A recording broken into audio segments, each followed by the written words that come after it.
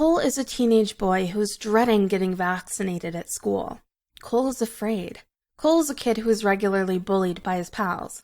Furthermore, they are aware that a babysitter is still watching him. But out of nowhere, a hot woman emerged. She goes by B. It comes out that B is Cole's nanny. She was furious to see Cole being mistreated. Then B whispers something in Jeremy's car, startling him and causing him to flee. After that, B took Cole home. Cole's parents are actually frequently out of town, which is why B was requested to watch him and be a babysitter. Despite the fact that she isn't even employed to look after Cole, B claims to like him. B invites Cole to a party the next night when the two are back at home. Cole accepted B's offer right away since he was so intrigued by her. Additionally, B's bulging boobs had him spellbound at the time. Cole's father gave him driving instruction that afternoon, but he was so terrified that he questioned his ability to drive like his father. Cole and his neighbor Melanie go to school the following day. Cole expressed his sadness about the fact that his parents were leaving town. Melanie assures Cole that his parents do not dislike him, but she speculates that they may want to have some fun at the hotel in order not to bother him. Additionally, Melanie guarantees that B will enjoy her night with her partner. She also persuaded Cole to stay up so he could witness their sensual moment. Cole notices B hanging out with a man who appears nerdy when they are both at school. They appear to be so close together. He was certain that B and the other guy would definitely do something tonight. Finally, Cole's parents left the city. At that point, B showed up. Cole's confident that he and his babysitter will have fun at the party tonight. Cole and B did indeed have a fantastic night. They danced while exchanging tales. When nighttime finally arrived, B begged Cole to go to sleep, but he wasn't in the mood. B then handed him a drink to help him go to sleep. Cole knew he shouldn't sleep since he had been itching to look at B's party tonight. B put the drink out right away and pretended to merely have drunk it when he walked to the kitchen. Cole contacted Melanie while attempting to stay awake. They were both really interested to see what B and her companions would do after he fell asleep. Cole heard someone breaking into his residence just before midnight. He softly left his room to glance outside. As it turned out, some of B's buddies were already present and playing bottle roulette in his living room. There was Samuel the geek, Allison, Sonia, Max, and John. B takes a turn in the game and must complete a challenge. As a result, Max requests that B kiss every player there. Cole, who was observing from the second floor, was really entertained. Then it was B's time to kiss Samuel. However, Samuel seems very anxious. B then gave him a gentle kiss. The two knives were suddenly drawn out by B, who plunged them into Samuel's head. Cole was in disbelief after seeing the murder. It transpires that Samuel was lured into being a sacrifice for B and her companion's odd ritual by them on purpose. Samuel's head is next pricked by B, who extracts more blood. Having cleaned Samuel's head of blood, B and her companions fetched a holy book. B promised that with the aid of the book, all of their demands would be fulfilled. One further need, the blood of an innocent person, is required, according to the text. They require Cole for this reason. As soon as Cole heard that, he ran straight to his room out of sheer dread. He made a police call and started looking for some self-defense tools. Cole hurried to the bed and feigned to be asleep as B and her pals abruptly ascended to the second floor. Then Sonia removes a syringe to extract blood from Cole. Cole must maintain a false sense of sleep despite his extreme fear of needles. Cole's blood was eventually drawn by Sonia and they left him. Cole hurried to the window as soon as he realized he was secure and made plans to leave. As soon as B came behind him, he felt disoriented. Cole awakens. B and her companions had already approached him. Cole struggled softly to sever the rope that restrained his hands.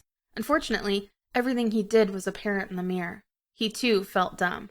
The cops appeared unexpectedly. When B's companions seized the arrival of the cops, they began to worry. Cole yelled angrily. When two police officers entered the residence, emotions soon flared.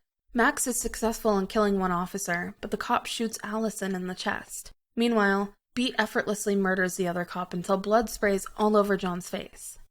B and her group of psychopaths locked their gazes on Cole. That's when Allison shouted. She wasn't dead, but one of her breasts had been wounded.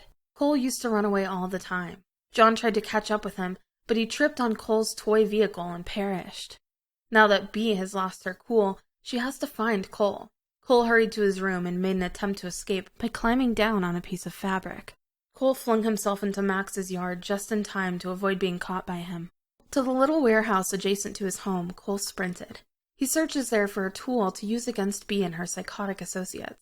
Cole fled and entered his home's basement armed with some weapons he had discovered. He saw many spiders and mousetraps there.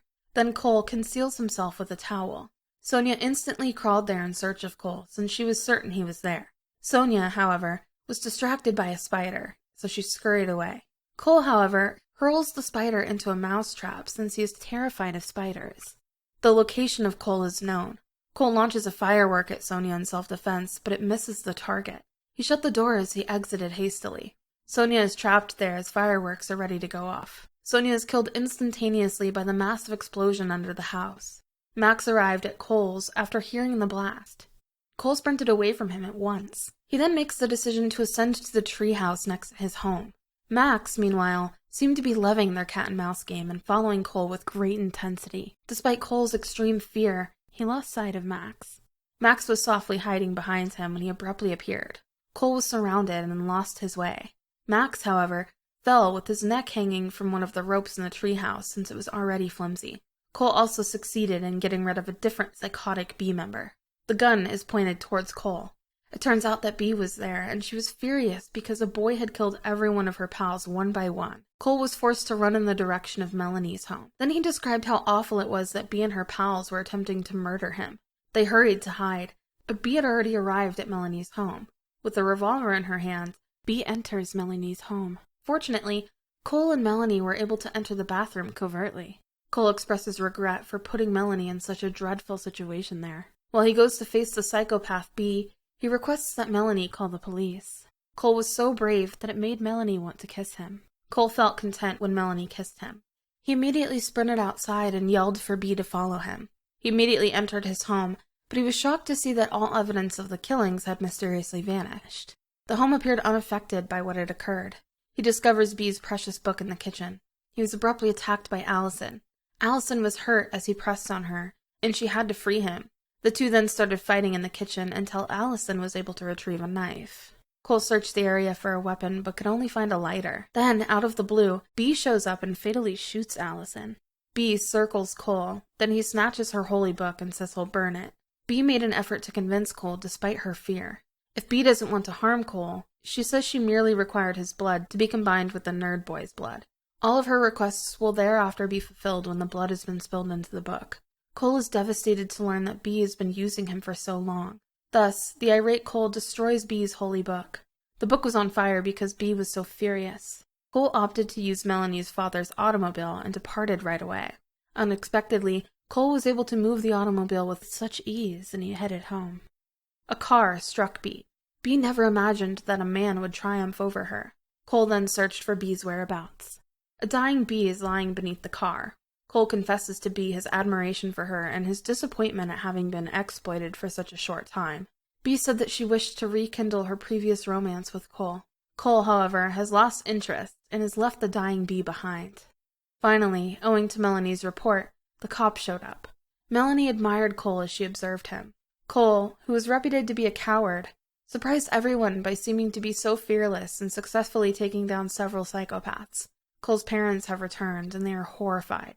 Cole simply grinned at his parents and said he didn't need a babysitter anymore, as they both turned to gaze at him. A cop searches Cole's demolished home but is unable to locate Bee. Bee suddenly materialized in the shadows like a devil.